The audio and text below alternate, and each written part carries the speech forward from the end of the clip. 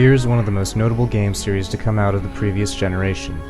All three games were cinematic, first-person horror shooters with a slow-motion mechanic to aid you in each fight, and each sequel built upon the original in some way. Fear 2 introduced mech piloting to change up the gameplay, and Fear 3 brought in a co-op mode where player 2 could possess enemies and make them kill each other. While each sequel has its own set of flaws, the original Fear, released in 2005, deserves a spot in video game history for its tight design, pacing, combat, and scares. While each game has a contained plot, they are all interwoven in such a way that they tell one whole story. Many of the story beats are redundant, but there are also quite a few revelations and twists that play out across the three games. The influence from Japanese horror films is apparent with a little ghost girl named Alma, the central character of the conflict and tragic villain of the series. When Fear released in 2005, Japanese horror remakes had been crawling and groaning out of Hollywood for a few years, including The Ring and The Grudge. The creepy child trope was in vogue, and Fear capitalized on it. The first Fear stars Point Man, a mute ninja-esque special ops soldier trained to deal with paranormal threats. He is sent to fight Paxton Fattel, a psychic commander of clone soldiers. During his mission, he encounters Alma, who will pop up every once in a while and make scary things happen. The second Fear is told from the perspective of a different soldier from a different special ops team named Michael Beckett.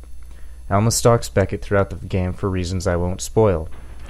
Finally, Fear 3 features Point Man and Fattel teaming up to defeat Alma. By no means is the story mind-blowing or well-written, but it's a good example of where the narrative gives reason to gameplay and vice versa. The cutscenes don't bog down the play, and the play makes sense in the context of the story. Much of the story in each game is uncovered by various collectibles, usually in the form of PDAs and tablets scattered throughout the level. The average formula of each game is about 50% fighting, 25% exploring and scavenging, and 25% dealing with abnormal, spooky threats. The weapons provided range from standard SMGs, assault rifles, shotguns, and sniper rifles to more exotic weapons, like a particle beam cannon or what is essentially a nail gun, which is a nod to Quake. There are also multiple grenade types, such as incendiary and shot grenades. Enemy AI, in particular in the first two games, is phenomenal and aggressive. The average clone enemies move around a lot, throw grenades, and attempt to flank you, forcing you to change up the way you approach each situation. The types of clones range from standard grunts, swift and deadly assassins, heavily armored troops, and even more heavily armored mechs. As the series progressed, more paranormal enemies began to appear. By the end of the first Fear, you'd be fighting nightmare zombies, but Fears 2 and 3 included a whole stable of supernatural monstrosities to battle with. On occasion, these fights get confusing since it is hard to gauge how and if you damage an energy ghost, puppet master zombie, or giant lumbering mutant, but the sheer variety is enough to keep players engaged.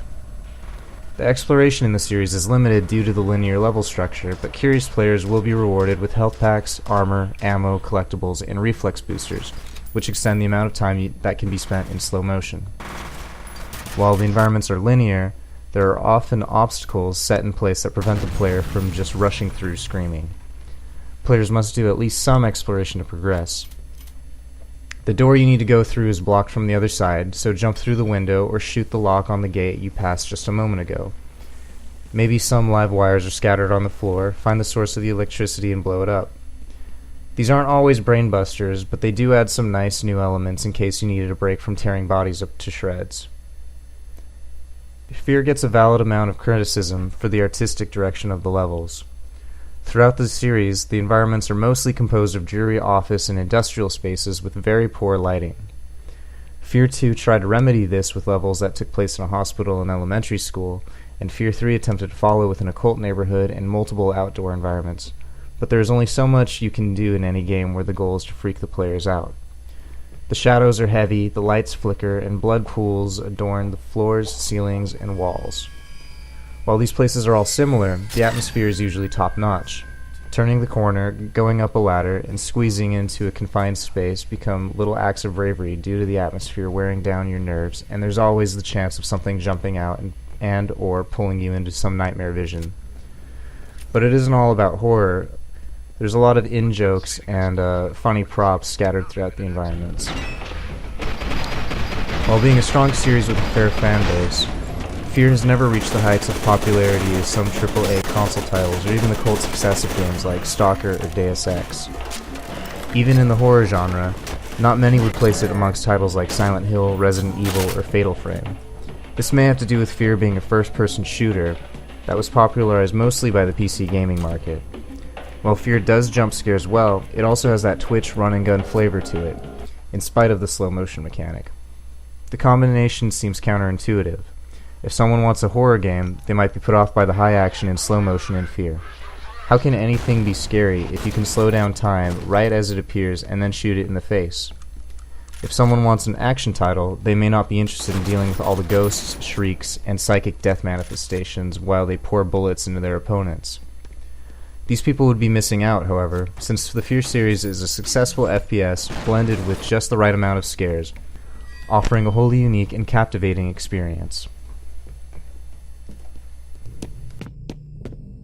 You have one new message. First message from Ian Hives.